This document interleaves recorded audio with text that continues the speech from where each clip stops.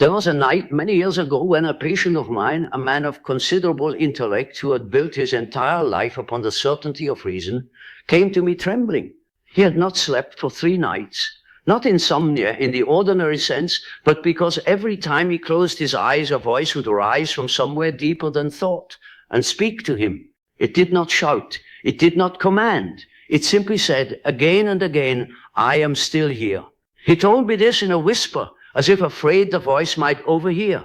And I, who had spent decades listening to the murmurs of the unconscious, understood at once that he had not gone mad. He had in fact just begun to wake up. What he was hearing was not an illness. It was the voice modern man has spent 100 years pretending he could no longer hear.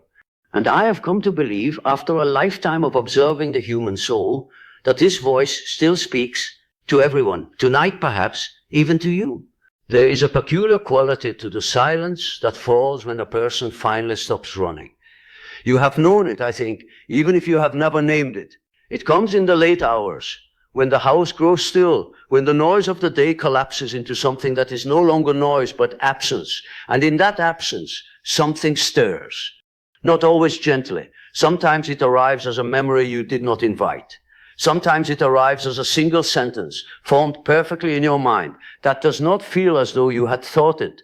And the question I have asked for 50 years is this: who exactly is speaking? Modern man has convinced himself that he is alone in his own skull, that the voice he hears is merely his own, that the dreams that visit him are random electricity in a tired brain. But I have seen too much to believe that. I have watched men weep at images they had never consciously imagined. I have watched women describe symbols in perfect detail that belong to mystery cults dead for 2,000 years. The psyche knows things the ego has never learned. And somewhere, in that knowing, a voice has been calling to you for a very long time. I call this voice, for lack of a better word, the self, not the small self that combs its hair and answers emails and worries about the price of bread. I mean the deeper self, the totality of who you are, the center that contains both the light and the shadow, the part of you that is older than your name. And the strange thing is that this inner center behaves psychologically exactly the way the great traditions have always described God. It speaks in dreams. It demands transformation. It will not be ignored forever. It punishes the soul that refuses to listen, and it heals the soul that finally turns toward it. Whether you call it God, or the self, or the imago Dei, or simply the deeper voice within, it exists, it speaks, and it has been trying to reach you. But the most surprising part is yet to come, because what most people do not realize is that this voice does not speak only to the holy, the chosen, or the pure. It speaks most loudly, in fact, to those who are most lost. I have noticed this pattern again and again. The voice grows clearest in the hour of collapse, when the marriage ends, when the career fails, when the illness arrives without warning, when the long, bright path of a man's life suddenly turns, without his permission, into a dark wood from which there seems to be no exit. It is precisely there, in that wood, that the voice begins to speak. And I have come to believe this is not a cruelty of fate, but a kind of mercy. For the psyche, like nature itself, has always known that nothing is born without dying first. The seed must crack. The old self must descend into the dark before the new self can rise. The alchemists called this stage the nigredo, the blackening, the great undoing. And I understood that this is where the divine begins its real work. There is a passage in the old Hebrew scriptures that has stayed with me for many decades.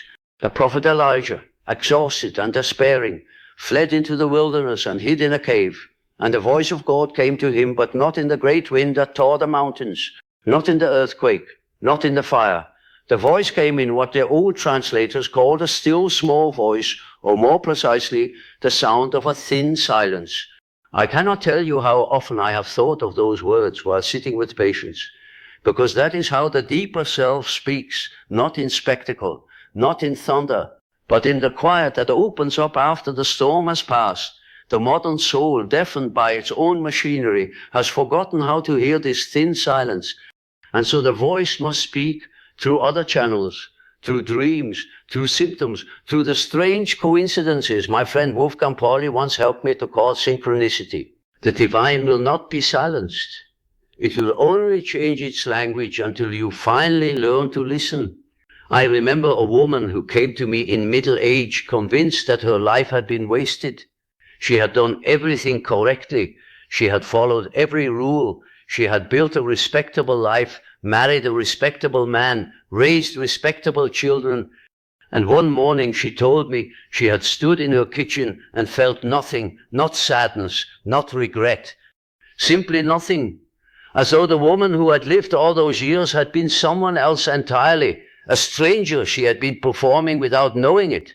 This is one of the most common afflictions of our age. The persona, the mask we wear for the world, had grown so thick that the living soul beneath it could no longer be felt. And yet, and this is the detail most people overlook, the soul had not died. It had only gone underground. Her dreams, when she finally allowed herself to remember them, were filled with houses she had never seen, vast houses with rooms she had not yet entered, basements she had been afraid to descend into. The unconscious was showing her the architecture of her own forgotten life. What I came to learn about this is deeply unsettling, and I will say it now with no softening. The voice you have been avoiding is the voice that knows you best. It knows the choices you should not have made. It knows the words you should have spoken. It knows the love you turned away from out of fear, and the work you abandoned because it asked too much of you. This is why so many people would rather fill their lives with noise than risk a single hour of silence, because in silence the voice returns, and it does not flatter. It does not console with easy lies. It tells the truth, and the truth is the most terrifying thing in the world before it becomes the most liberating.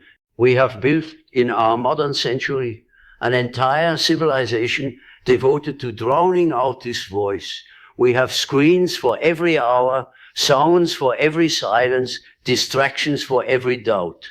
And yet the voice persists. It rises in our dreams. It surfaces in our breakdowns. The psyche will always find a way. The question is only whether you will meet it gently or whether it will have to break you first. The ancient world understood this far better than we do. The Greeks did not say that a man had an idea. They said that a muse had visited him. They did not say that a hero acted bravely. They said that a god had entered him. We smile at this now, considering it primitive, but the ancients were not being naive. They were being precise. They had noticed something we have forgotten, that the great movements of the soul do not originate in the ego. They come from somewhere else, somewhere deeper. When a man falls suddenly in love, when an artist is seized by an image she did not invent, when a stranger feels, without reason, that he must turn left at the corner and ends up meeting the person who will change his life. These are not accidents of brain chemistry. These are the old gods, still moving, still speaking, still arranging the secret architecture of our lives. We banished them from the heavens, and they took up residence in the unconscious. They never left. We only stopped looking. Here begins the darkest game of the unconscious. For when the voice is ignored long enough, it does not fall silent. It changes. It becomes what I have called the autonomous complex, a piece of the soul that has split off, gained energy of its own, and now haunts the personality from within. This is the meaning of the old stories of possession, the unintegrated part of the psyche, the voice that was never allowed to speak. It does not disappear. It returns as compulsion. It returns as obsession. It returns as the strange repetitions of fate that we cannot seem to break. The man who swore he would never become his father wakes one day to find himself shouting in the same tone of voice. The woman who fled her mother's coldness discovers a coldness rising in her own heart that she did not invite. This is the law of the psyche. What is not lived consciously is lived unconsciously, and the voice that you have refused to hear will in the end find a way to be heard, even if it must use your own life as its instrument. I want to tell you something now that I have rarely said in public. There were moments in my own life, long nights, long descents, when I was certain that the voice I encountered in the depths was not merely a part of my own mind. I do not say this lightly. I say it as a man of science. But there is a point at which the inner other becomes so vast, so wide, so utterly beyond the small horizon of the ego, that the old categories begin to fail. I encountered in those depths figures who knew things I did not know. I encountered an old man with white hair who taught me lessons I could not have invented. I encountered a feminine presence who corrected me with a precision that no part of my conscious mind could have produced. Were these merely projections, or were they, as the great mystics have always insisted, glimpses of something genuinely beyond? I will not answer that question for you, but I will say this: the experience changed me, and it has changed every person I have ever known who descended honestly into the depths of their own soul. The detail most people overlook hides precisely here, in the fact that the divine, whatever it is, does not seem to want our perfection. It seems to want our wholeness. This is the great scandal of depth psychology, and it is the great scandal of the older mystical traditions as well. We have been taught that to approach the sacred, we must become better, cleaner, more polished, more pure. We must rid ourselves of the shadow, the appetite, the rage, the doubt. But the soul does not work this way. The self, the inner God image, is not the sum of our virtues. It is the integration of our totality. It includes the shadow. It includes the parts of us we have buried in shame. The alchemists understood this when they wrote that the prima materia, the raw stuff from which the gold is made, is found in the gutter, in the dung heap, in the place no one wishes to look. The transformation of the soul does not begin where you are most respectable. It begins where you are most ashamed. What mythology has been trying to tell us for centuries is this: the descent is the path. There is no story of transformation in any culture, in any age, that does not pass through the underworld. Inanna must descend, stripped of her garments, into the dark kingdom of her sister. Persephone must be carried down into the realm of Hades before she can become the queen of two worlds. Christ must enter the tomb before the resurrection. The Buddha must sit beneath the tree and face every demon his own mind can summon before the dawn of awakening. Even the heroes of the small folk tales, the third son, the foolish daughter, the lost child, must wander into the dark forest before they can find the treasure. This is the psyche speaking its own deepest truth in every language it has ever known. You cannot become whole without entering the dark. And the voice you hear tonight is calling you precisely there. The real turning point begins right here. Because the moment you understand that the descent is not punishment but invitation, everything changes. Your sufferings begin to make a different kind of sense. Your failures begin to look less like proofs of unworthiness and more like the doorways through which the deeper life was trying to reach you. The illness that arrived without warning, the relationship that ended despite your best efforts, the career that collapsed when you had been so certain, these are not the absence of meaning. They are, very often, the precise location where meaning has been waiting for you to arrive. I have watched this pattern repeat itself in hundreds of lives. The crisis was not the end of the story. The crisis was the beginning of the real story. And the voice that spoke in the crisis, the voice that whispered sometimes terribly, sometimes tenderly, that this could not continue, was the voice of the self, calling its scattered fragments home.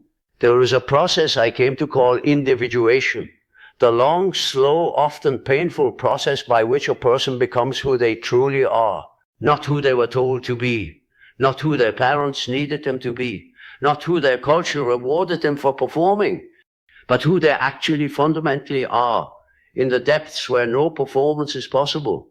This process is not optional, though it can be delayed. It is not comfortable, though it leads in time to a peace deeper than comfort. And it cannot be undertaken alone in the small light of the ego, because the ego does not know the way. The way is known by the self, and the self speaks in the voice you have been refusing to hear. This is why every authentic spiritual tradition has insisted on some form of inner listening. Prayer, meditation, contemplation, the recording of dreams, the practice of silence. These are not religious decorations. They are technologies of the soul, developed over millennia for allowing the deeper voice to speak through the noise of the everyday self. I have been asked many times whether I believe in God, and I have answered, in a way that has frustrated both believers and skeptics. I do not need to believe, I have said, because I have experienced. I have seen in the depths of the psyche a pattern, a center, a presence that organizes the soul the way the sun organizes the planets.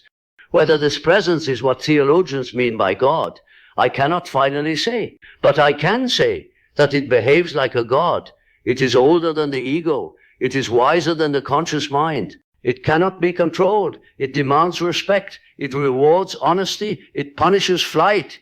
And it speaks, oh, how it speaks to anyone who finally grows quiet enough to hear.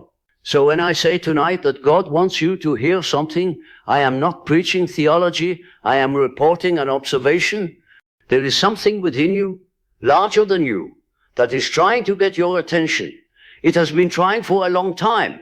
And whatever name you give it, the message is essentially the same. Come home to yourself. Modern man has lost his gods, but not his need for them. This is, I believe, one of the most important sentences anyone could write about our century. We thought we had outgrown the old mythologies. We thought that with science, with reason, with progress, we would no longer need the strange consolations of the sacred. And so we tore down the temples, first the outer ones, then the inner ones. We told ourselves that there was nothing in the universe but matter, that the soul was a superstition, that meaning was a fiction we invented to comfort ourselves in the dark. And what happened? You know the answer. The 20th century, the most rational century in human history, was also the bloodiest. The most informed generation in human history is also the most anxious, the most depressed, the most lost. We did not free ourselves from the gods, we only blinded ourselves to them. And the gods, ignored, did not vanish. They came up from below, took new forms, and possessed us through ideologies, addictions, manias, and despairs we did not know how to name. This is why the voice speaks to you tonight. This is why in the late hour, when the house is quiet and the ordinary defenses grow thin, something within you stirs and asks to be heard. The deeper psyche has not forgotten what the modern mind has tried to forget. It still remembers that you are made for more than transactions. It still remembers that there is within you a center, call it self, call it soul, call it the imago Dei, that has its own purposes, its own wisdom, its own slow unfolding intention for your life. And the voice you hear is not an intrusion from outside. It is a memory rising from within. It is the deepest part of you, calling you back to the life you were meant to live before the world taught you to forget. There is a story I've always loved from the writings of the old Hasidic masters. A rabbi named Zuzia lay dying. His students gathered around him, and they saw that he was weeping. They asked him, "Master, why do you weep? You have lived a holy life. When you stand before God, he will not ask you why you were not Moses or why you were not Abraham." And Zuzia answered, "That is true. He will not ask me why I was not Moses. He will ask me why I was not Zuzia." I cannot tell you how often I have thought of this story in my work with patients, because this is the question the deeper voice is asking every one of you. Not why you were not someone else. Not why you did not become what your parents wanted, or what the culture rewarded, or what your fears demanded. The question is far more terrible and far more tender than that. The question is, why have you not yet become yourself? This is the only question, in the end, that the self ever asks. And it is the question you are being asked tonight. Until you make the unconscious conscious, it will direct your life and you will call it fate. I have said this many times, and I have never seen any reason to soften it. Most of what we call our fate is in fact the unlived life within us, taking its revenge for being denied. The voice you do not listen to becomes the circumstances you cannot escape. The shadow you do not face becomes the enemy you keep meeting in every new disguise. The longing you do not honor becomes the depression you cannot lift. The vocation you do not answer becomes the boredom that follows you from job to job. We blame the world for our suffering, and the world is real, and some of the blame is just. But a great deal of what we call the cruelty of life is in fact the unattended voice of our own deeper soul, asking, in the only language it has left, to be finally heard. The good news is that the moment you turn toward the voice, the entire equation begins to shift. The paradox at the heart of everything I have ever taught is this: The way out is the way in. The healing of the soul does not come from rising above the darkness, but from descending into it consciously, the way Orpheus descended into the underworld to recover Eurydice. You do not become whole by amputating the parts of yourself that hurt. You become whole by finally turning toward them, listening to them, and integrating what they have to teach. And the strange truth, the truth the alchemists hid in their secret books, is that the gold is always found in the place we least wish to look. The treasure is always buried beneath the wound. The voice of the self speaks most clearly from the very part of you that you have been most desperate to silence. This is why the path of individuation has always been called both the hardest path in the world and the only one worth walking. So I ask you now, in the quiet of this hour, to consider what voice has been speaking to you. Perhaps it has come in dreams you tried to forget by morning. Perhaps it has come in moments of grief, when the ordinary masks fell away and something deeper looked out from your eyes in the mirror. Perhaps it has come in the strange recurring thought you cannot shake, the city you have never visited but keep imagining, the work you have never attempted but cannot stop dreaming of, the apology you have never spoken but carry in your chest like a stone. Perhaps it has come in the way certain music undoes you, or in the way a stranger's face, glimpsed once on a train, has stayed in your memory for years for no reason you can explain. These are not nothing. These are the languages of the deeper self. The figure that haunts you in your dreams was always yourself. The voice you hear is not a stranger.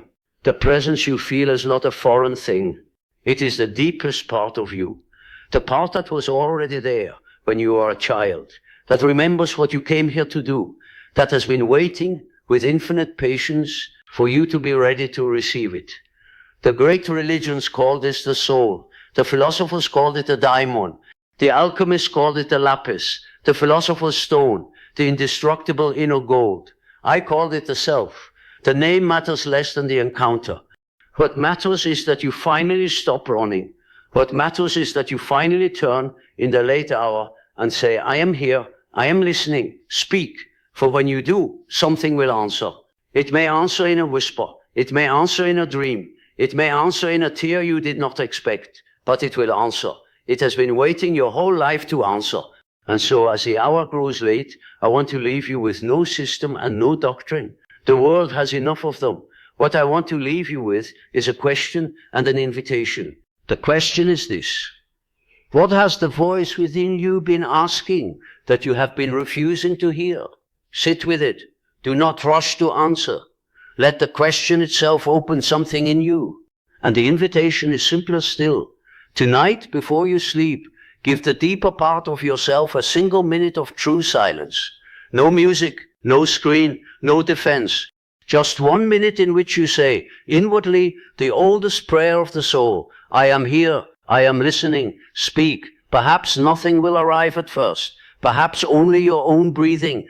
Perhaps an image, a memory, a sentence. Whatever comes, do not judge it. Simply note that it came.